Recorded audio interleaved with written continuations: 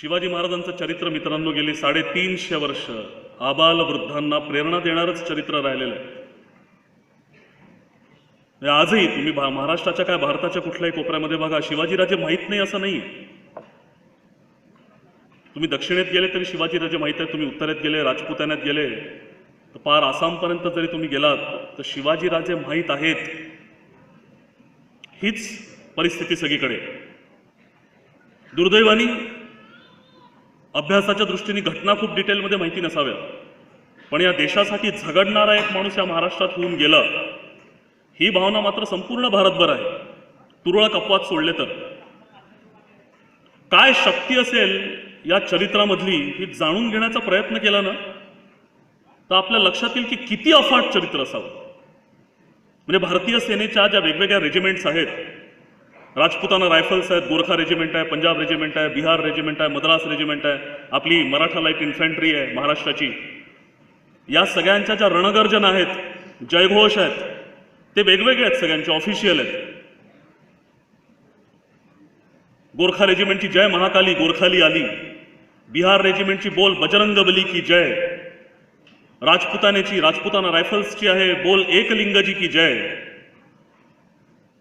पंजाबची आपल्या सर्वांना माहिती आहे बोले सौ निहाल सत श्री अकाल. कुठली ना कुठली देवी किंवा देवता यांच्यावर आधारलेल्या या सगळ्या जयगर्जना आहे असं आपल्या लक्षात येईल. आणि गंमत पहा, फक्त आणि फक्त मराठा लाईट इन्फंट्री ही एकमेव रेजिमेंट अशी आहे ज्याची ऑफिशियल युद्धगर्जना आहे बोल छत्रपती शिवाजी महाराज की जय, एका माणसाच्या नावावर आहे.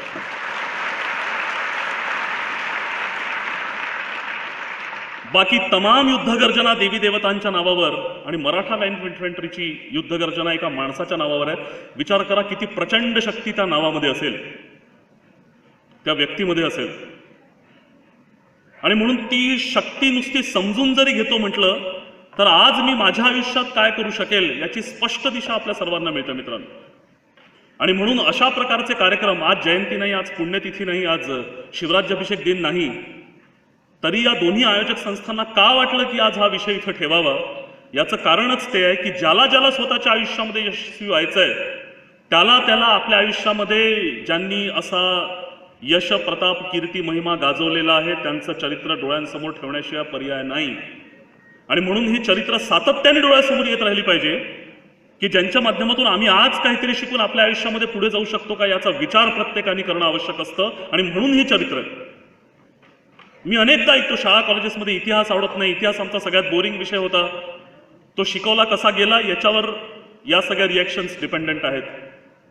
पण इतिहासाला थोडंसं त्या डेट्स आणि सण सणावळीतून जर बाहेर काढलं आणि त्या घटनांमागचा थरार, त्याच्यामागचं प्लॅनिंग, त्याच्यामागच्या स्ट्रॅटेजीज जर लक्षात घेतल्या तर आपल्या लक्षात येईल एक लहानसं घर चालवायला, एखादं लहानसं ऑफिस चालवायला, एखादी कंपनी चालवायला, एखादं सरकार चालवायला जे लोक तिथे मेहनत करत असतात ते काय करत असतात, ते मॅनेज करत असतात, ते मॅनेजमेंट करत असतात, आपल्या घरातल्या आईपासून शेतकऱ्यापासून तर सरकार चालवणाऱ्या लोकांपर्यंत. मग एक लहानसं घर चालवायला जर पैशाची आवश्यकता आहे, लोकांची आवश्यकता आहे, अन्नधान्याच्या बरोबर प्रॉपर साठ्यांची आवश्यकता आहे, शिक्षणाच्या खर्चासाठी पैशाची आवश्यकता आणि तमाम गोष्टी जे घर चालवताना लागतं, विचार करा एक साम्राज्य चालवताना किती विचार करावा लागला असेल. आणि म्हणून अशा प्रकारची लोकांची चरित्र ही नुसता पोकळ इतिहास म्हणून नाही, त्या आजच्या काळामध्ये त्याच्यापासून प्रेरणा घेऊन मी काय करू शकतो हे शिकण्यासाठी सुद्धा आहे. आणि त्याची पहिली पायरी असते की विपरीत परिस्थितीमध्ये झुंज देण्याची ताकद माझ्यात आहे की नाही.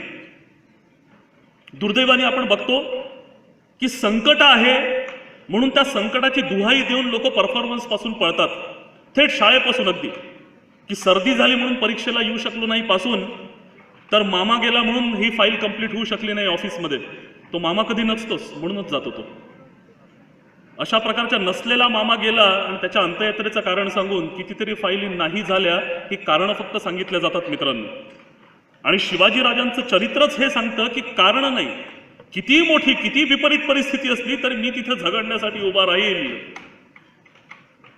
आणि कदाचित म्हणूनच महाराजांच्या चरित्राची सुरुवात सुद्धा या एकाच गुणातून आपल्याला दिसते की वैभवशाली असलेल्या भारतावर जेव्हा सुलतानी आक्रमणं तुटून पडली आणि गावाच्या गावं बेचिराख होऊन गेली, आपली मोठी मोठी मंदिरं पार जमीनदोस्त करण्यात आली, स्त्रियांपासून लहान मुलांपासून पुरुषांपर्यंत अत्याचारांची परिसीमा गाठण्यात आली. एखादा बादशाह जर गावामध्ये येणार असेल तर त्याच्या मुंडक्यांचे मिनार रचले जात असत आणि मुंडक्यांची तोरणं बांधून त्यांचं स्वागत केलं जाईल.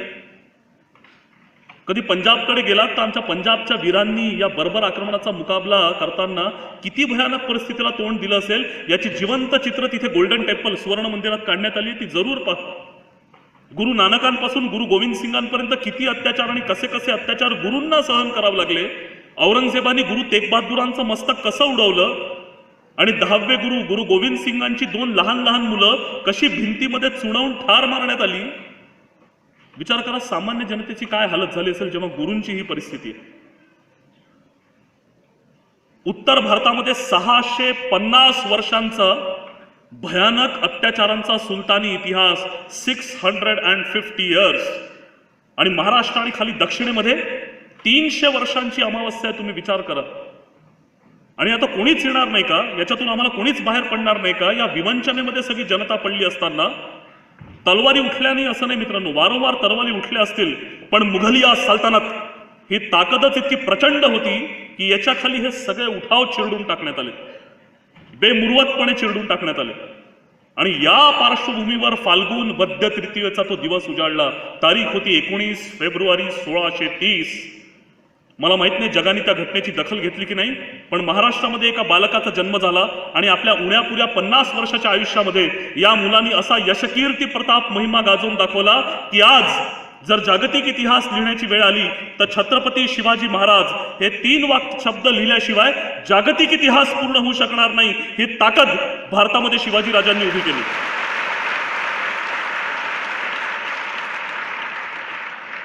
काय केलं असेल या मुलांनी? ज्याला मोठं काम उभं करायचं त्याला पहिले माणसं जोडावी लागतात. अतिशय लहानपणापासून आपल्या मित्रांना सवंगड्यांना जोडत जोडत वयाच्या 14व्या वर्षी महादेवाच्या पिंडीवर शपथ घेतली जाते की भारतावर अधिराज्य गाजवणाऱ्या या तमाम जुलमी सत्तांना मी इथून उखडून बाहेर फेकेल आणि इथे हिंदवी स्वराज्याची स्थापना करेल. विचार करा, फक्त 14 वर्षांचं वय आहे.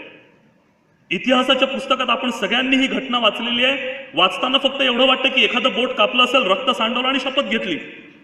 पण आम्ही आमच्या आयुष्याचं मार्गक्रमण करताना हा विचार करत नाही की 14व्या वर्षी त्या मुलांनी त्याचं लाईफ मिशन ठेवलेलं आहे, आयुष्याचं ध्येय. मी काही वर्ष बँगलोरला होतो. मी शिकायला गेलो तिथे MBA आणि मग पुढे विप्रो टेक्नॉलॉजीजमध्ये तिथे असताना 1000-1500 इंटरव्ह्यू जेव्हा विप्रोमध्ये घेण्याचा योग आला आणि इंटरव्ह्यू मधला अतिशय कॉमन प्रश्न असतो की व्हॉट्स युअर लाईफ मिशन, तुझ्या आयुष्याचं ध्येय काय. त्या 1000-1500 मला मुठभर लोक आठवतात फक्त ज्यांच्या आयुष्याचं ध्येय ठरलं होतं. मग मुळात कुठं जायचं आहे हे जर माहितीच नसेल तर पोहोचण्याचे रस्ते, पोहोचण्याचं वाहन, पोहोचण्याची साधनं कशी निश्चित होणार आहेत. आपण नागपूर रेल्वे स्थानकावर उभा आहोत आणि 100 रेल्वे गाड्या येत जात आहेत दिवसभर, पण मला माहितीच नाही की मला कुठल्या गावाला जायचं आहे तर मी कुठल्या ट्रेनमध्ये बसणार आहे. मग अनेक वेळा आपण पाहतो 4 मुलं इंजिनिअरिंगच्या गाडीमध्ये माझे 4 मित्र चढले, मी त्यांच्या मागे मागे चढलो. मग कळलं की माझी गाडी चुकली, परत आलो. MBBSच्या गाडीमध्ये चढलो, गाडी चुकली, परत आलो. माझी बहीण कॉमर्सच्या गाडीत चढली, मी पण कॉमर्समध्ये चढलो, जमलं नाही, परत आलो. असे परत येणारे किती असतात तुम्ही स्वतः विचार करा. ही नोकरी जमली नाही, सोडून दिली. त्या धंद्यात हात घालून पाहिला, नुकसान झालं, सोडून दिलं. अशा वेगवेगळ्या गाड्या सोडून आयुष्याची दिशाच जेव्हा मिळत नाही तेव्हा भरकटलेले माणसं थातूर मातूर आयुष्य जगत असतात. तिथे 14 वर्षाचा एक मुलगा आदर्श घालून देतोय की ठेवा आयुष्याचं ध्येय. थोडासा विचार करू. मी मरताना प्रोफेशनली काय म्हणून मरेल आणि सामाजिक माझं काय दायित्व राहील, ही 2 ध्येय ठेवल्याशिवाय आयुष्यात पुढे जाता येत नाही. एकदा स्टेशन ठरलं की मग कोणत्या गाडीने जायचं, कुठला रस्ता घ्यायचा, हे सगळे रस्ते क्लिअर होत असतात. म्हणून थोडासा वेळ व्हॉट्सअप आणि फेसबुकवर कमी दिला आणि स्वतःच्या एकदा गोल सेटिंगसाठी व्यवस्थित दिला मित्रांनो, तो खरंच ध्येय ठरतं. त्या 14व्या वर्षी त्या मुलांनी ध्येय ठेवलं, नोकरी करणार नाही, चाकरी करणार नाही, सुलतानांकडे तर नाहीच नाही, काय करेल, स्वराज्य उभं करेल. वय वर्ष 14. आणि इथून स्वतःची ताकद वाढवणं, स्वतःची पर्सनॅलिटी याला धरून आपले मित्र, त्यांचा अभ्यास, शस्त्रांचा अभ्यास, स्वतःचा शास्त्रांचा अभ्यास की राज्य कसं चालवायचं, या सगळ्या गोष्टींची सुरुवात या मुलांनी तिथं केली. आणि आता ताकद जमा झालेली, शस्त्रास्त्र जमा झालेले आणि आता काहीतरी करून दाखवण्याची वेळ आली होती. टार्गेट नंबर 1 सल्तनते आदिलशाही. आदिलशाहीवर बेमुरवत आक्रमणांना प्रारंभ झाला. त्यांचे प्रदेश, त्यांच्या बाजारपेठा बळकावायला सुरुवात झाली. आणि जेव्हा आदिलशाहीच्या लक्षात ही गोष्ट आली तेव्हा आदिलशाहीने आपला सगळ्यात ताकदवर सरदार, ज्याचं नाव खान अफजल मोहम्मद शाही म्हणजे अफजल खान, शिवाजी राजांवर पाठवला. 35,000 लष्कर घेऊन अफजल खान स्वराज्यावर तुटून पडला. मार्गातली मंदिरं लोळवली. शिवाजी महाराजांवर सायकोलॉजिकल प्रेशर टाकण्याचा प्रयत्न केला. हे सगळं का बरं? की शिवाजी त्या सह्याद्रीतल्या गुफेतून बाहेर निघेल, तो चिडेल, तो रागावेल आणि तो माझ्यावर आक्रमण करायला येईल. आणि एकदा का शिवाजी मैदानात आला की त्याला पाला पाचोळ्यासारखं चकनाचूर करणं मला कठीण जाणार नाही. हे अफजल खानाचं प्लॅनिंग होतं आणि ते बरोबर होतं. पण त्याला कल्पनाच नव्हती की त्याची गाठ कोणाच्या बुद्धिमत्तेसोबत आहे. त्याची गाठ होती शिवाजी राजांच्या बुद्धिमत्तेशी. महाराजांनी कुठल्याच घटनेची प्रतिक्रिया दिली नाही, प्रतिहल्ला सुद्धा केला नाही, निषेधाचं पत्र सुद्धा लिहिलं नाही. अफजल खान कन्फ्यूज झाला की करावं तर काय करावं. मी तुळजाभवानी फोडली, मी पंढरपूर फोडलं, मी शिवाजीच्या मेव्हण्याला गिरफ्तार केलं आणि तरी शिवाजीची प्रतिक्रिया नाही. तो कन्फ्यूज झाला आणि आउट ऑफ कन्फ्युजन त्यांनी शिवाजी राजांकडे आपला वकील पाठवला आणि खान फसला. काल परवापर्यंत युद्धाची भाषा बोलणारा अफजल खान अचानक पत्र कैसा पाठवतो, वकील कैसा पाठवतो. 29 वर्षाच्या शिवाजी राजांनी ओळखलं ही मंत्र युद्धाची सुरुवात आहे, ही सायकोलॉजिकल वॉरफेअरची सुरुवात आहे. आणि आता महाराजांनी डाव टाकला आपल्या वकिलांमार्फत. महाराजांनी त्याला गाफील ठेवण्याचा, कूट युद्धाचा, गोरिल्ला वॉरफेअरचा डाव टाकला की मैं आपसे लड़ नहीं सकता, आपकी ताकत तूफानी है, आपका अनुभव जबरदस्त है, मैं तो बच्चा हूं, मैंने आपके किले जीते, मैंने आपका मुल्क बर्बाद किया है, मैं अगर आपके सामने खड़ा हो जाऊं तो आप मेरा कत्लेआम कर देंगे, मुझे आपसे डर लगता है. तुम्ही मला भेटायला वाई प्रांतामध्ये बोलवत आहात पण वाईला येण्याची माझी हिंमत नाही. तुम्हीच जावळीत यावं आणि मला गिरफ्तार करावं. अफजल खानाला जावळीत उतरावं लागलं, हा इतिहास आहे. तो डिटेलमध्ये सांगायला वेळ नाही, पण खान जावळीत उतरला आणि इथे बसलेल्या ज्याला ज्याला माहिती आहे की जावळी म्हणजे काय त्याला पुढचा सगळा खेळ लक्षात येईल.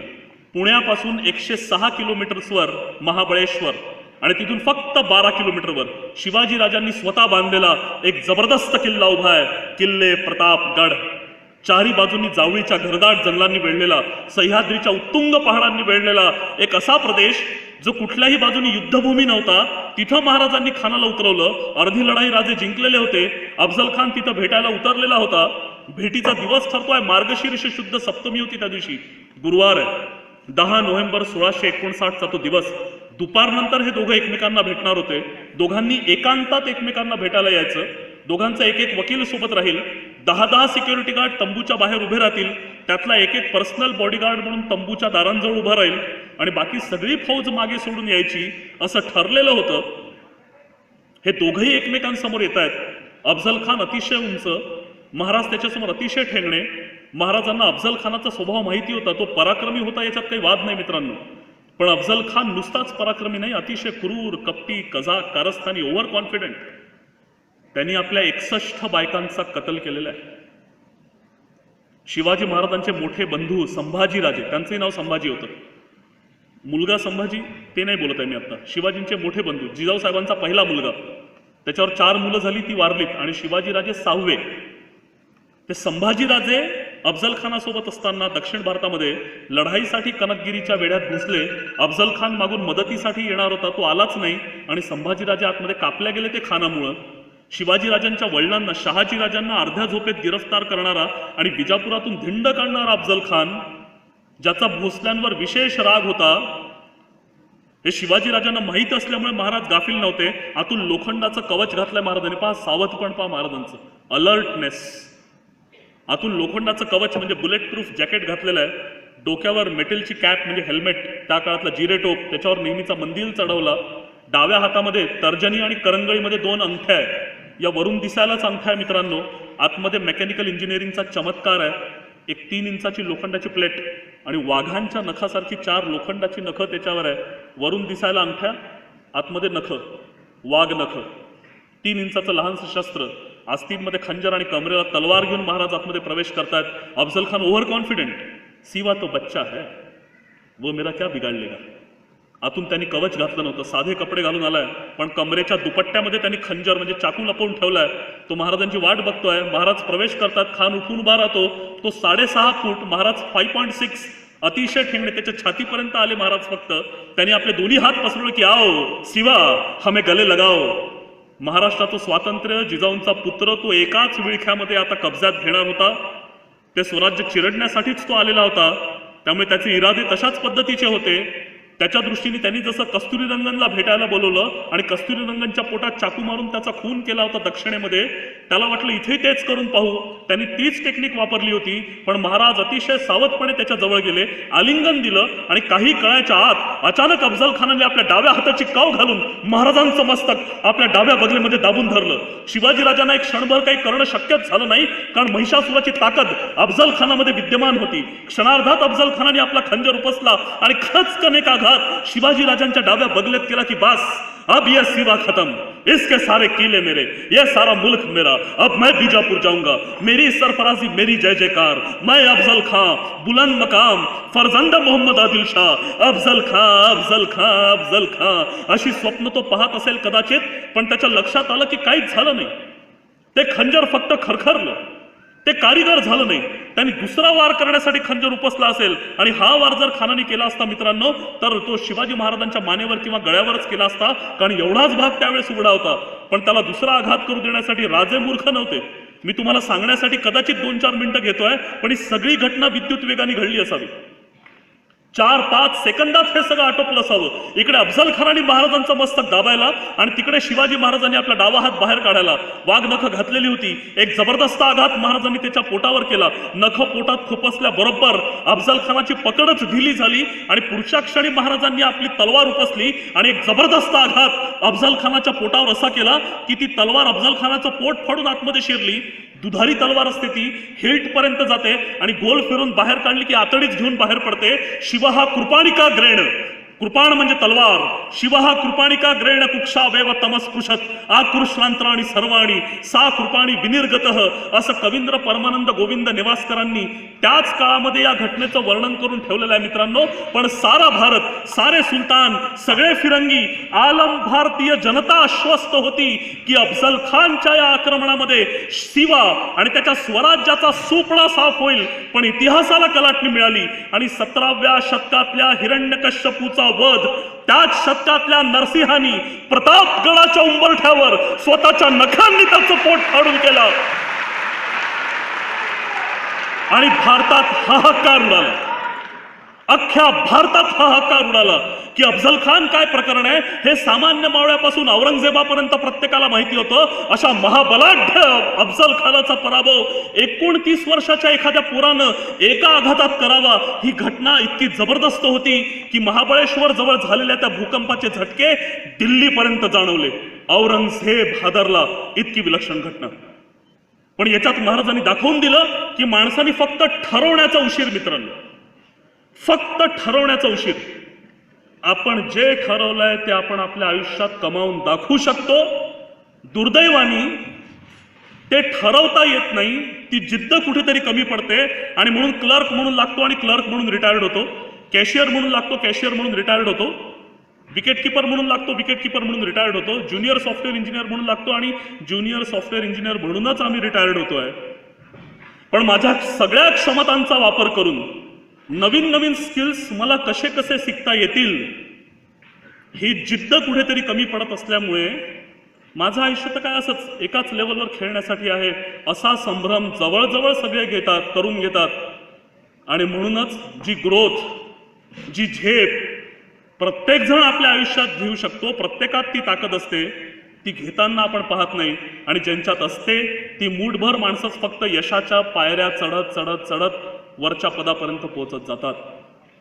पण दुर्दैवाने आपण ज्यांना ज्यांना असं यशाच्या पदावर चढताना पाहतो त्या सगळ्यांसाठी आपण एक गोंडस शब्द वापरतो, यांना काय, यांना तर गॉड गिफ्ट आहे.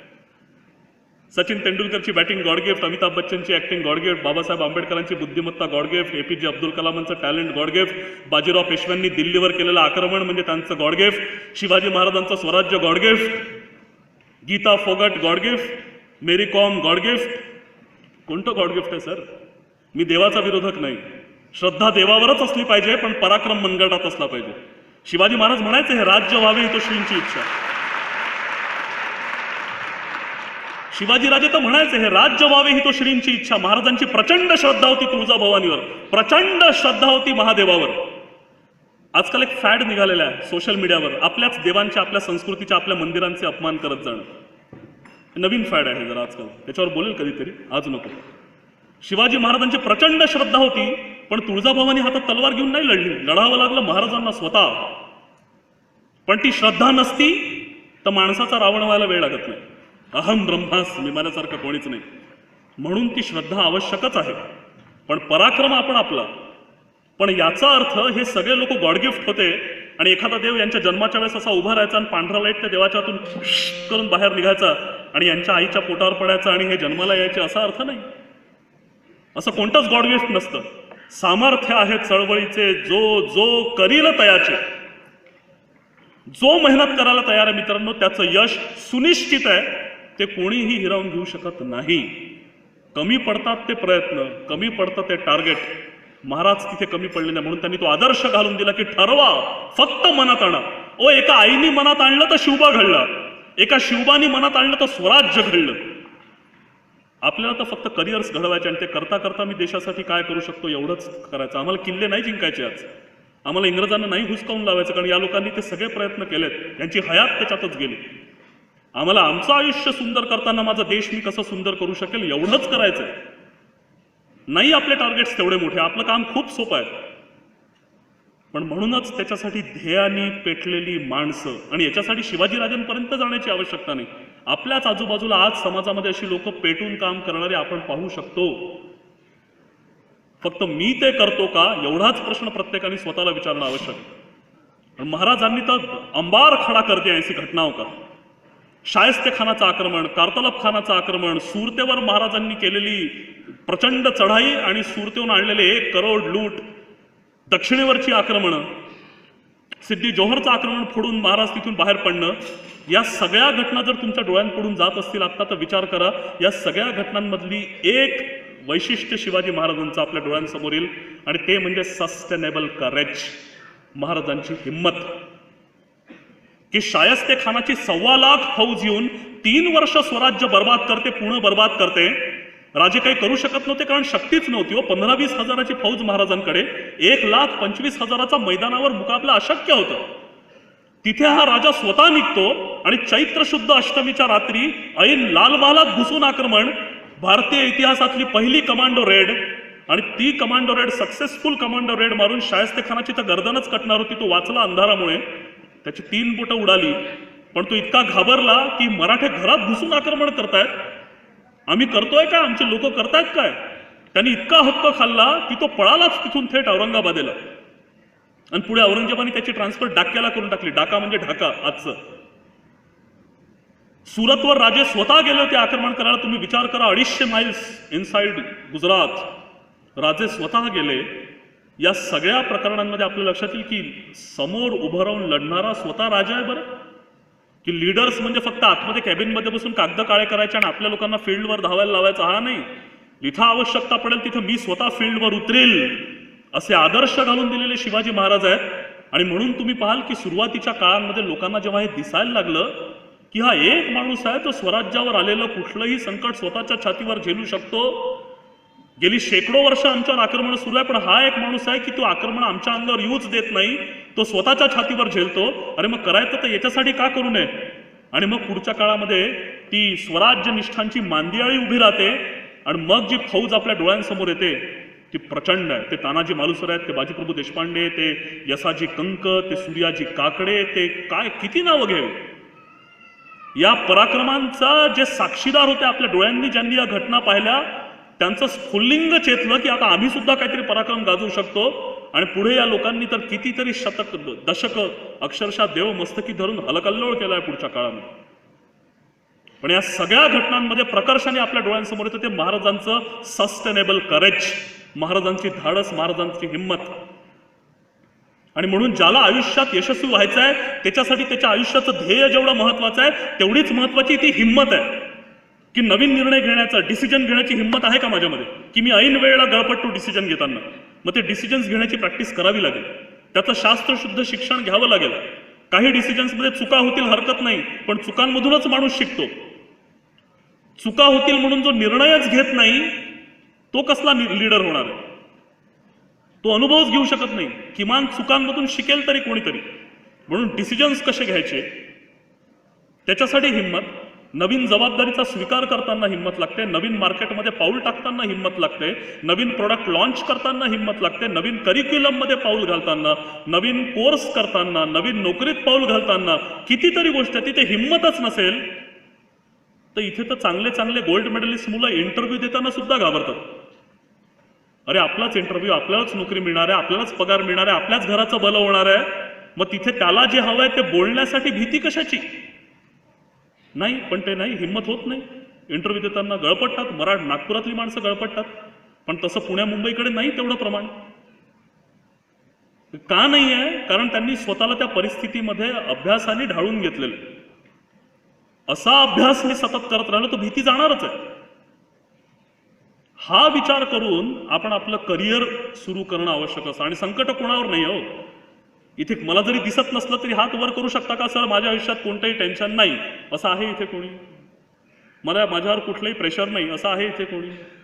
सगळ्यांना आपापले प्रेशर आहे. कोणाला करिअरचं प्रेशर आहे, कोणाला नोकरीचं आहे, कोणाला सॅलरीचं आहे, कोणाला बिझनेसचं आहे, कोणाला बायकोचं आहे, कोणाला नवऱ्याचं आहे, कोणाला मुलांचं आहे, कोणाला शेजाऱ्यांचं आहे, कोणाला कोर्टाचं आहे, कोणाला राजकारणाचं आहे. प्रत्येकाला आपापली टेन्शन्स आहे. ही टेन्शन्स पचवून परफॉर्मन्ससाठी उभं राहावं लागतं. ही टेन्शन येणारच आहे, येतच राहणार आहे. एखादा पेपर खराब जाणारच आहे, एखादं वर्ष वाया जातच. मी त्या गाढवांबद्दल बोलत नाही ज्यांनी अभ्यास नाही केला आणि नापास झाले. मी त्यांच्याबद्दल बोलतोय की प्रचंड मेहनत केली, अभ्यास केला, ऐन पेपरच्या आधी असं काहीतरी घडलं की पेपरच देऊ शकलो नाही, ऍक्सिडेंट झाला, तब्येत बिघडली, जे काय असं होणारच आहे. त्यांनी जर एखादं वर्ष वाया झालं तर आपलं काम आहे समजून घेणं की हा ऍक्सिडेंटल होतं, काही होत नाही एखादं वर्ष वाया गेलं तशाने. 80 वर्षाचं आयुष्य आहे, अजून खूप झेंडे गाडायचे आहेत. एखादी चांगली नोकरी सुटणारच आहे, धंद्यामध्ये 5-7 लाखाचं नुकसान होतच होतं, एखादी जवळची प्राणप्रिय व्यक्ती परमनंटली सोडून जाणार आहे. पण असं काही झालं की लगेच उजडी हुई रियासत के लुटे हुए सुलतान, बस आता काहीच करू शकत नाही, राम घेतला आयुष्यातला. असं नाही होत ना, असं नाही लढता येत आयुष्याबद्दल. हे सगळं होणार आहे आणि या सगळ्यांवर आपण आपल्या मेहनतीने मात करून आपलं काम डळमळीत होऊ न देता ते सतत करत राहणं हे अपेक्षित असतो. शिवाजीला तेव्हा नाही आली का संकट? मिळत होतं ना, चौफेर विजय मिळत होते. जिथे जिथे महाराजांचे अश्व दौडत होते त्या 10 दिशांना महाराजांना प्रचंड विजय मिळत होते. पण एवढ्याच स्वराज्यावर एक असं मळभ भरून आलं की औरंगजेबाने आपला सगळ्यात मोठा हुकमी एक्का बाहेर काढला, ज्याचं नाव होतं मिर्झा राजा जयसिंग. 1,75,000 फौजेने महाराष्ट्र पिंजून काढला, स्वराज्य पिंजून काढलं. गावाच्या गावं उद्ध्वस्त करण्याचा सपाटा लावला. महाराजांना दिसत होतं, बघवत नव्हतं. राजांना शरण यावं लागलं. जिंकलेले अर्ध्यापेक्षा जास्त किल्ले मुघलांना देऊन टाकावे लागले. स्वराज्य जवळजवळ संपुष्टात आल्यासारखं झालं आणि औरंगजेबाची भेट घ्यायला स्वतः राजांना आग्र्यात उतरावं लागलं. मुस्तकीरुल खिलाफत अकबराबाद, आग्र्यामध्ये ती भेट ठरली. 12 मे 1666 औरंगजेबाचा 50वा वाढदिवस. तो सगळा भयानक प्रसंग दरबारमधला घडला. महाराजांचा अपमान झाला, अपमान करण्यात आला, महाराष्ट्राचा अपमान करण्यात आला. तो सहन झाला नाही आणि मराठी वाघ काय असतो हे महाराजांनी डरकाळी फोडून तिथे दाखवून दिलं. पण 13 दिवसांनी महाराजांवर नजरकैद पडली. सिद्दी फौलाद खानाच्या सैन्याने चारी बाजूंनी महाराजांना घेरलं. मृत्यू निश्चित होता आणि इथे महाराज घाबरले नाहीत. पहा, इतकं प्रचंड संकट पण राजे घाबरले नाही.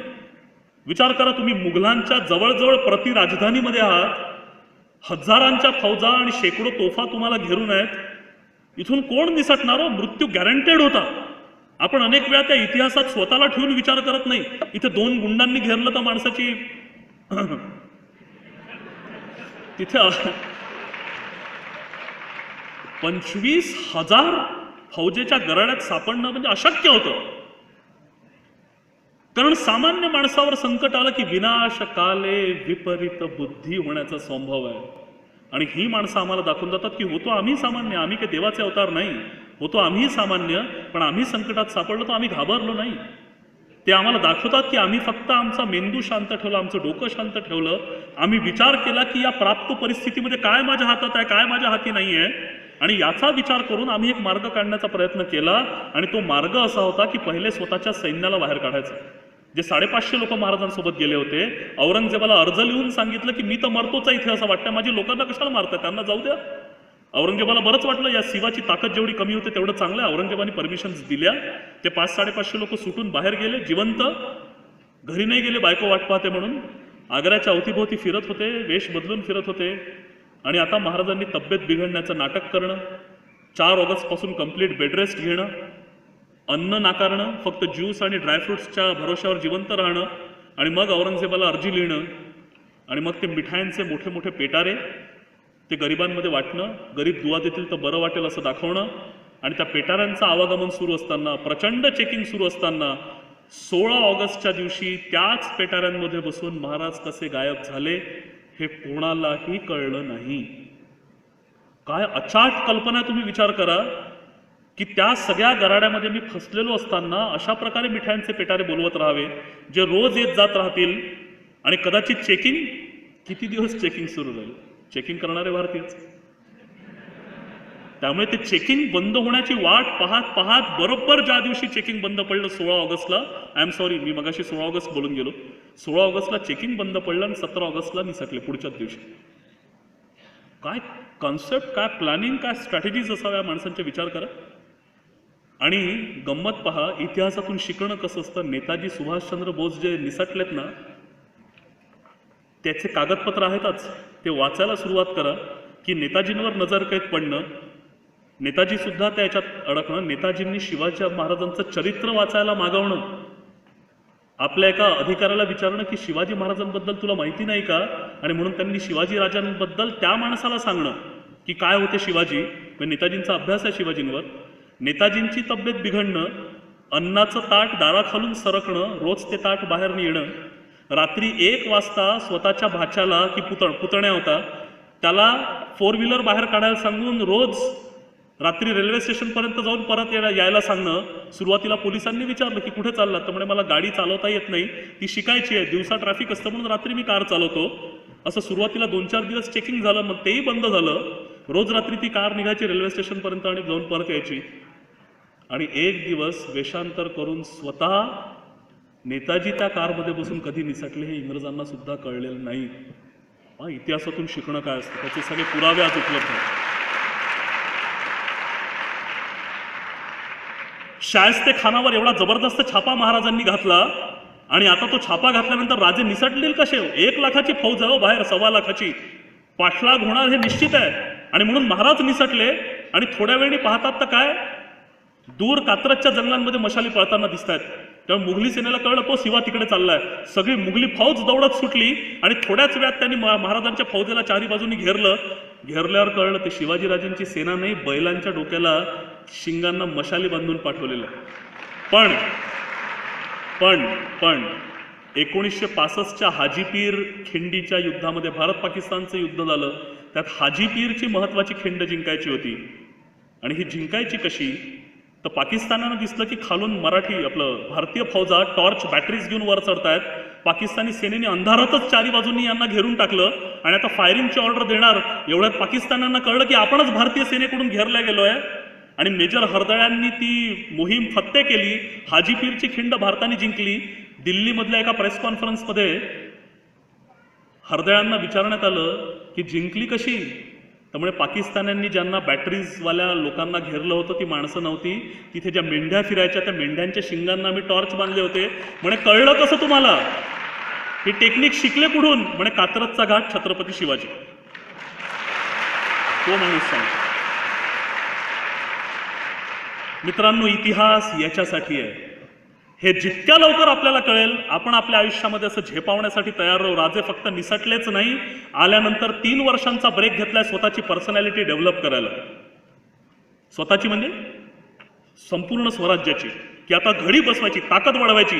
कारण ज्याला ज्याला आपल्या आयुष्यात झेप घ्यायची आहे त्याला आपले पाय मजबूत करावे लागतात. आणि पाय मजबूत करणं म्हणजे काय, स्वतःला मजबूत करणं, की मी ज्या प्रोफेशनमध्ये काम करतो त्याच्यातली प्रत्येक गोष्ट मला करता आली पाहिजे. मी शिक्षक असेल तर माझ्या विषयावर प्रचंड पकड आणि ती डिलिव्हरी करण्याची स्टाईल, माझा आवाज, माझी भाषा याचा अभ्यास शिक्षकाला करावाच लागेल. मी वकील असेल तर कायद्याचा संपूर्ण अभ्यास, जुन्या केसेसचा संपूर्ण अभ्यास, ती मांडण्याची पद्धत मला शिकावीच लागेल. त्याच्या अनुषंगून जे जे असेल ते. मी डॉक्टर असेल तर त्यातले बारकावे, प्रत्येक रोग, त्याचे मेडिसिन्स, त्याच्या जगात काय सुरू आहे मला माहिती असलंच पाहिजे. मी राजकारणी असेल तर जुन्या घटनांचा अभ्यास, ती मांडण्याची शैली मला भाषण देता आलंच पाहिजे. मी आई असेल तर घर चालवताना स्वयंपाक करण्यापासून मी सुगरण कशी बनेल आणि मुलांवर संस्कार करण्याची माझ्याकडे काय पद्धत आहे हे मला आलंच पाहिजे. असं माझ्या क्षेत्रात काय आवश्यक आहे याची माहिती आणि मग हळूहळू जे माझ्याकडे नाही ते मिळवण्याची पद्धत. आणि मग जसं लहानपणी मला चालता येत नव्हतं, मी हळूहळू चालायला शिकलो, खाली पडलो, पण मी चालणं सोडलं का? नाही, मी चालायला शिकलो मेहनतीने. मला धावता येत नव्हतं, खाली पडलो अनेक वेळा, पण उठलो, परत धावायला शिकलो, मी धावायला सोडलं नाही. मी सायकल चालवायला गेलो, मी खाली पडलो, मी सायकल चालवणं सोडलं नाही. मग आज मोठं झाल्यानंतर आवश्यक आहे, माहिती आहे की जॉबमध्ये इंग्लिश आवश्यक आहे, पण मी का म्हणतो की नाही आता मला इंग्लिश शिकता येणार नाही? मला माहिती आहे की माझं प्रमोशन कशामुळे अडकलेलं आहे, पण त्या गोष्टीवर मेहनत घेण्याची आज मी का तयारी करत नाही? मला माहिती आहे की माझ्यामध्ये सामर्थ्य आहे आणि मी झेप घेऊ शकतो, मग मी का घेत नाही? मला माहिती आहे की माझं दुकान प्रचंड खपतं, पण मी पाटी कशाला लावतो? आमची कुठेच शाखा नाही. आम्हाला कोणी रोखलेलं आहे? मल्टिपल ब्रांचेस ओपन करा, बिझनेस वाऱ्याच्या वेगाने वाढवा. हे सगळं प्रत्येकाला शक्य आहे. आणि जे स्टुडंट्स इथे बसलेले आहे, आपला एक ऍक्शन प्लॅन तयार करा पुढच्या 5 वर्षांचा, की माझ्या पर्सनॅलिटीमध्ये communication skills, body language, proper presentation skills, एखादी तगडी लँग्वेज, इंग्लिश तर दूर की बात है साहब, पहिले मराठी व्यवस्थित येणं, पाण्याचा नच बाहेर येणं आणि नळाचा नच बाहेर येणं, पाण्याचा न नाही.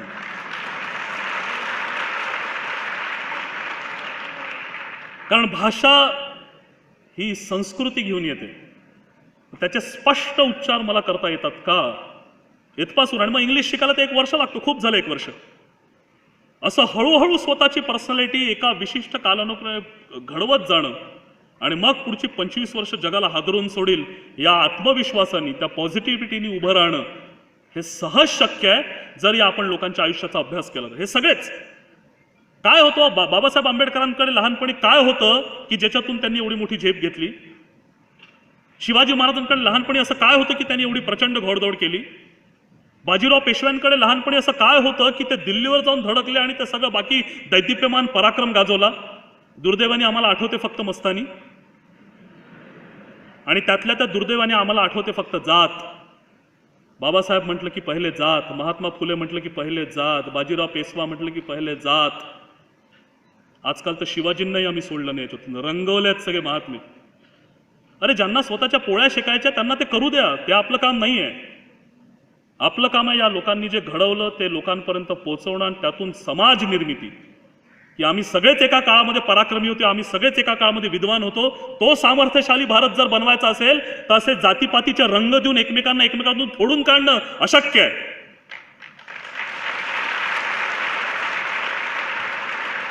आणि हेच जर करायचं असेल तर मग एका संस्थेत सगळ्या जातीच्या लोकांनी काम करू नये. हेच जर करायचं असेल तर मग त्या ठराविक जातीने आपल्याच संस्था उभ्या कराव्या, आपणच शिकवावं, आपणच शिकावं, आपणच कंपनी चालवावी.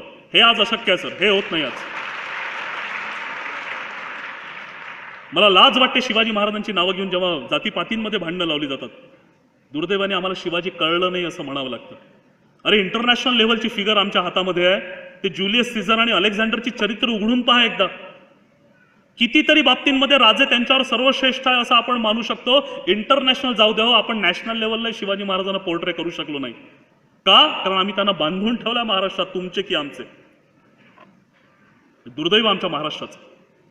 पण त्या सामर्थ्यशाली पर्सनॅलिटीज होत्या, हे समजून घेऊन यांचे आदर्श आपल्या आयुष्यामध्ये उतरून थोडंसं त्यांच्याबद्दल वाचून, थोडंसं त्यांच्याबद्दल ऐकून मी माझ्या आयुष्यात काही परिवर्तन करू शकतो. कारण मी फक्त शिवाजी शिवाजी करायला आलेलो नाही. ज्यांनी मला लहानपणापासून ताकद दिली असेल ते चरित्र उघडा. तर तुकडोजी का असे ना, तो बिल गेट्स का असे ना, कोणी असेल, मी त्यांच्यापासून शिकण्याचा प्रयत्न करतो का हा विचार करून हळूहळू स्वतःची पर्सनॅलिटी डेव्हलप करत करत. कारण राजांनी केलं. 3 वर्ष ब्रेक घेऊन महाराजांनी सेना वाढवली, ताकद वाढवली, टॅक्सेशन पॉलिसीज तयार केल्या, एम्प्लॉईजसाठी पॉलिसी तयार केल्या, शेतकऱ्यांसाठी पॉलिसीज तयार केल्या, तोफा उतरण्याचा कारखाना, आर्टिलरी फॅक्टरी उभी केली स्वतःची. तेव्हा आपण फ्रेंचांकडून डचांकडून तोफा आणायचो, राजांनी स्वतः कारखाना उभा केला. परमनंट एम्प्लॉयमेंट देणारा त्या काळातला पहिला राजा, वेळच्या वेळी पगार देणारा त्या काळातला पहिला राजा, स्वतःची भाषा, स्वभाषेवर लक्ष देऊन स्वतःची भाषा शुद्ध करणारा, त्यातले सगळे फारसी शब्द बाहेर काढून मराठी शब्दांनी पुन्हा मराठी समृद्ध करणारा, आपले डोमेस्टिक बिझनेस वाचावे म्हणून बाहेरचे बिझनेस जेव्हा आक्रमण करत होते तेव्हा त्यांच्यावर एक्साइज ड्युटी 200% वाढवून स्वतःच्या डोमेस्टिक बिझनेसचं रक्षण करणारा प्रचंड कॅलिबर आहेत. काय कामं त्या 50 वर्षाच्या आयुष्यात केले असतील. ती लहानपणीची 14-15 वर्ष काढून टाका, 35 वर्षाच्या उरलेल्या आयुष्यात या माणसाने काय करावं आणि 14व्या वर्षी घेतलेल्या शपथेला 30 वर्षामध्ये पूर्ण करून 44व्या वर्षी सिंहासनाधीश्वर छत्रपती व्हावं. प्रचंड प्रचंड कर्तृत्व. आणि त्या काळामध्ये जिथे आमच्याच भारतातली मोठे मोठे कवी आणि महापंडित म्हणत होते दिल्लीश्वरवा जगदीश्वरवा, म्हणजे आता दिल्लीश्वर हाच आमचा भगवान झालेला आहे, तोच आता जगदीश्वर झालेला आहे. तिथे राज्याभिषेकाच्या वेळेस जेव्हा रायगडावर वाडेश्वर महादेवाचं मंदिर मोठं बांधलं हिरोजी इंदळकरांनी आणि त्याला नाव देण्याची वेळ आली तर महाराजांनी काय नाव द्यावं वाडेश्वर महादेवाच्या मंदिराला? पहा, दूरदृष्टी पहा, त्या माणसाचा ऍटिट्यूड बघा की दिल्लीश्वरवा जगदीश्वरवा, म्हणजे जो बादशाह आहे, जो सिंहासनावर बसतो तो दिल्लीश्वर म्हणजे मी देव. अशी जिथे परिस्थिती निर्माण झाली तिथे आता हा माणूस सिंहासनावर बसणार होता. आता हा माणूस छत्रपती म्हणजे बादशाह होणार होता. म्हणजे जगदीश्वर कोण? हा. म्हणजे देव कोण आता याच्यानंतर? हा माणूस म्हणजे देव. तर शिवाजीराजे म्हणतात आहे वाडेश्वर महादेवाच्या मंदिराला नाव द्या जगदीश्वराचं मंदिर. जगदीश्वर कोण? तो मंदिरात बसलेला जगदीश्वर. मी बसलोय, मी समोर बसलोय सिंहासनावर त्या जगदीश्वराच्या, पण मी जगदीश्वर नाही, देव नाही, मी फक्त राजा. देव कुठे? देव मंदिरात. काय ऍटिट्यूड आहे, तुम्ही विचार करा. आणि त्याची स्मृती लोकांच्या मनामध्ये पक्की राहावी म्हणून आजही तिथे त्या रायगडावरच्या मंदिरावर, जगदीश्वराच्या मंदिरावर तो शिलालेख करून ठेवलाय.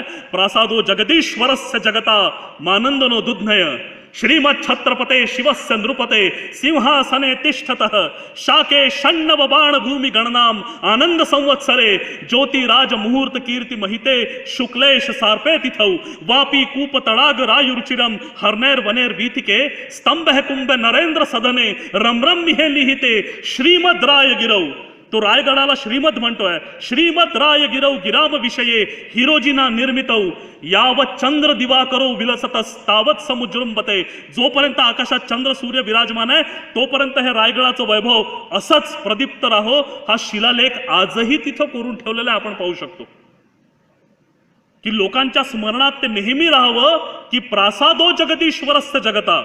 जगदीश्वर हा त्या प्रासादामध्ये, त्या मंदिरामध्ये, त्या महालात बसलेला आहे. हे अफलातून आहे सगळं, हे बुद्धीच्या पलीकडचं आहे सगळं. आणि असा तो राज्याभिषेक 300 वर्षाच्या जखमेवर महाराजांनी लावलेला मलम आहे. आमची सगळी राजसिंहासनं जी फोडून टाकण्यात आली होती निर्दयपणे, आमचं इंद्रप्रस्थ म्हणजे दिल्ली फुटलं, आमचं राजस्थान फुटलं, आमचं वारंगळ फुटलं, आमचं विजयनगरचं साम्राज्य फोडून टाकण्यात आलं. 300 वर्षांच्या या जखमा शिवाजी महाराजांच्या राज्यांनी भरल्या, राज्याभिषेकाने भरल्या.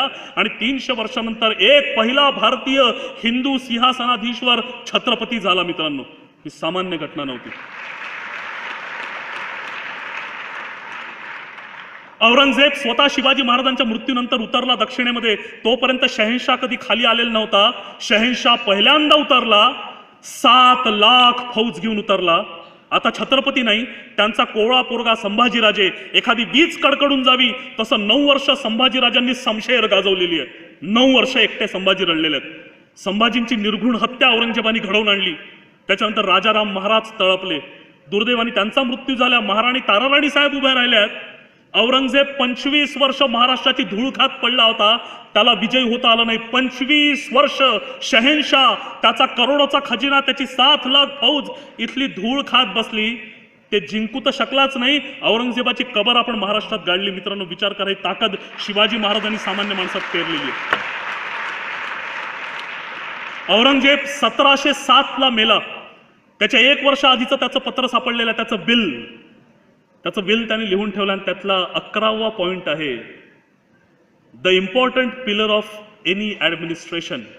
व्यवस्थापनाचा सगळ्यात महत्वाचा खांब कोणता? That the leader should ought to know what is happening in and around him. नेतृत्वाला माहिती असावं की त्याच्या आजूबाजूला काय चाललेलं आहे. त्याची इत्थंभूत माहिती नेतृत्वापर्यंत असायला हवी. A moment slaps on it. एका क्षणाची दिरंगाई, एका क्षणाचा हलगर्जीपणा and it gives rise to such an shame and embarrassment. त्याच्यातून अशी लाज तुमच्या पदरी पडते की तुम्ही मरेपर्यंत ती विसरू शकणार नाही. द क्रुकेड शिवा, त्यांनी क्रुकेड म्हटलं शिवाजी राजांना. The crooked Shiva could manage to escape because of our own complacencies. आमच्याच गलथान कारभारामुळे शिवा आमच्या दरबारातून पळून गेला. केव्हा? 1666, 30 वर्षापूर्वी. ते आत्ता लिहितोय तो 30 वर्षानंतर मरताना. He could manage to escape because of our own complacencies, and then this entire arduous against the Marathas has happened, has conquered till the end of my life. त्याच्यानंतर हा 25-30 वर्षांचा खडतर प्रवास माझ्या आयुष्यामध्ये आला. म्हणजे मरतानाही त्याला काय आठवतंय, मी शिवाजीला जिवंत का जाऊ दिलं. विचार करा, 30 वर्षापूर्वी घटना इतकी जबरदस्त घडली की महाराज तिथून निसटले. औरंगजेबाला मरताना सुद्धा आठवतोय. आणि तो औरंगजेब शिवाजी महाराजांबद्दल काय बोलतो हे एवढं सांगतो आणि मग मी थांबतो, कारण मला बोलण्याची वेळ संपून 20 मिनिटं होऊन गेलेत मित्रांनो. कारण आज खरंच वेळ फार कमी होता. तिकडच्या कार्यक्रमांवाल्यांचा BP आता वाढलेला असेल, मला तिथेही पोहोचणं आवश्यक आहे. पण परत एकदा सगळ्यांची माफी मागतो, काही अपरिहार्य कारणांमुळे थोडासा जो काही उशीर झाला त्यामुळे माझं भाषण मी फक्त 20च मिनिटं कमी केलं. मी अजून 20च मिनिटं बोलणार होतो, पण मोठा सगळा विषय याच्यात आलेला आहे. पण आपण पुन्हा कधीतरी नीट आरामात जेव्हा केव्हा भेटू तेव्हा अजून काही घटना त्यातून आपण काय शिकावं तेवढं नक्की शिकू. या सगळ्या आयोजकांचं पुन्हा एकदा धन्यवाद देतो. आता परत सगळ्यांची नावं घेत नाही. औरंगजेब काय बोलला तेवढं बोलतो आणि थांबतो. हा नाटकातला डायलॉग आहे. आतापर्यंत जे बोललो त्याच्यासाठी कागदपत्र बरीच आहे. आत्ता जे बोलतोय ते नाटकातलं आहे. औरंगजेबाचा दरबार भरला, त्याचे सरदार, मनसबदार, सिपे सालार सगळे उभे औरंगजेबाच्या येण्याची वाट बघतात आणि औरंगजेब प्रवेश करतो. त्याच्या अलगाबचे नारे लागतात. 600 वर्ष यांचेच अलगाब लागले, आपले लागतच नव्हते. औरंगजेबाचे अलगाब लागतात की हजरत सलामत किबलाए दीन दुनिया अबुल मुजफ्फर मोइनुद्दीन शहनशाह गाजी आलमगीर बहादर बादशाह मोहम्मद औरंगजेब, असे त्याचे अलगाब लागतात आहे. आणि हे अलगाब ऐकून औरंगजेब प्रवेश करतो आणि तो म्हणतोय, ये सब फिजूल है शहजादे, चंगेज और तैमूर के खून ने कभी शिकस्त नहीं देखी, लेकिन आज कंधार से लेकर तंजावर तक सारे हिंदुस्तान पर मुगलिया सल्तनत का ख्वाब देखने वाले मां बदौलत ये आज क्या देख रहे हैं? हमारी आंखों के सामने सीवा अपने सल्तनत की तामीर कर चुका है. हमारी लाखों की फौज के सूबेदारों को शिकस्त देकर खदेड़ दिया है उसने. अरे ये है हमारे मामू जान अमील लुमरा शायस्ता खान साहब. सबसे शर्मनाक बात तो यह है शहजादे कि सीवा ने इनके लाल महल पर छापा मारकर इनके छक्के छुड़ा दिए. अरे ये तो तकदीर के सिकंदर थे कि जान बच गई, सिर्फ 3 उंगलियां ही खोनी पड़ी इन्हें. यह है जसवंत सिंह जोधपुर महाराजा. मराठों के मार के जख्म इन्होंने अपने सीने पे नहीं अपनी पीठ पर खाए हैं. यह है सूरत के खूबसूरत सूबेदार इनायत खां बहादुर. जब शिवाजी सूरत आए तो यह बहादुर दुम दबाकर भाग निकले. यह है सिद्दी फौलाद खां जिनकी हथेली पर मिठाई रखकर शिवा आगरा की गिरफ्त से फरार हो गया. सारे मंसूबों को खाक में मिला दिया इस फौलाद खां ने. यह कार तलब खां, यह रजून बेग रोजभानी, यह मीर आतिश तरबियत खां, यह खान जहां बहादुर खान कोकलतास, यह बूंदी नरेश बाऊ सिंह हाड़ा, यह केसर सिंह, यह रणमस्त खां, यह सैयद मुनव्वर खां बारहां. तमाम सारे बुंदेल, राजपूत, तुर्क, ईरानी, अफगानी, उज़्बेकी, हबशी, मुगल फौज बंद सरदार जिन्हें सीवा ने शिकस्त दी, सारी इज्जत मिट्टी में मिला दी. क्यों? आखिर क्यों सीवा को यह फतह हासिल होती है? हमारी तरह तोपे, घोड़े, गोला बारूद, खजाने उस सीवा के पास नहीं है, फिर भी फतह हासिल होती है उसे. क्यों? ये क्यों का मतलब तुम नहीं समझ पाओगे शहजादे, तुम कभी नहीं समझ पाओगे. औरत, शराब, नाच गाने, मौज मस्ती, इश्क और मोहब्बत में गिरफ्तार तुम जैसे बहादुर तुम कभी सीवा को नहीं समझ पाओगे. इस सीवा ने मजबूत किले बनाए, अपनी फौज और असला बढ़ाए, नए जंग बहरीन की तामीर की है उसने, लेकिन उससे भी कहीं ज्यादा न जीते जाने वाले मजबूत जमीर के लोग तैयार किए हैं उसने. हमने सीवा के लोगों को लाखों की जागीर का लालच दिया, लेकिन उन जाबाज मराठों ने उस पर थूक दिया. आज तक हम दुनिया की हर चीज खरीद सकते थे, लेकिन सीवा के उन खुददार खादिमों ने खुद को बिकने नहीं दिया। वे रुकते नहीं, वे झुकते नहीं, वे डरते नहीं, और तो और वो बिकते भी नहीं। शिवाजी घाघ है, चालाक है, दगाबाज है, नामकूल है, मगरूर है, बदकार है, लेकिन उसका चाल चलन दूध की तरह साफ और सूरज की तरह चमकदार है। दुश्मन के भी मजहबी कलाम, औरत और फकीरों की इज्जत करता है वो। इसीलिए उसकी इज्जत और शोहरत बुलंद मीनार की तरह सर उठाए आसमां को छू रही है। इसमें कोई शक नहीं है शहजादे कि हम खुशनसीब है, क्योंकि हमें दुश्मन भी जो मिला वो सीवा जैसा मिला। धन्यवाद, धन्यवाद, धन्यवाद।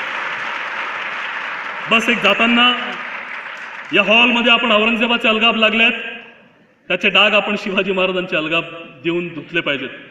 त्यामुळे सगळ्यात शेवटी महाराजांचे अलगाब उच्चारतोय। आपण सर्वांनी उभं राहून बेंबीच्या देठापासून महाराजांचा त्रिवार जय जयकार दोन्ही हात वर करून करावा। राज्याभिषेक आपल्या डोळ्यांनी पाहिला किंवा अफजल खानाला उडवताना पाहिलाय, अशा ताकदीने आज या हॉलमध्ये इतका प्रचंड हॉल आज आपल्या इथे बांधण्यात आला। महानगरपालिकेला आणि त्याच्या मागे असलेल्या सर्व जबरदस्त दूरदृष्टी असलेल्या माणसांच्या या आविष्काराचं हे रूप आपल्या समोर उपलब्ध आहे। तो हॉल एकदा दणाणून गेला पाहिजे शिवाजी महाराजांच्या जय जयकारनी। इतक्या ताकदीने प्रत्येकाने जय जयकार करावा। ही गर्जना सगळ्यांचे कान आयुष्यभरासाठी शक्तीने भरून ठेवेल असा आवाज आज इथे आपल्या शब्दांमधून उमटला पाहिजे। शिवाजी महाराजांची राजबिरुदावली इको सुरू करून द्या, जर कोणी ऐकत असेल तर प्लीज इको। शिवाजी महाराजांची राजबिरुदावली 300 वर्षांनंतर पहिल्यांदा रायगडावर उद्घोषित झाली। महाराज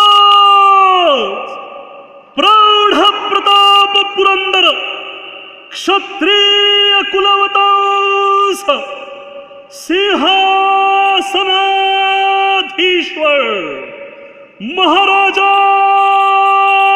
महाराजाधिराज राजा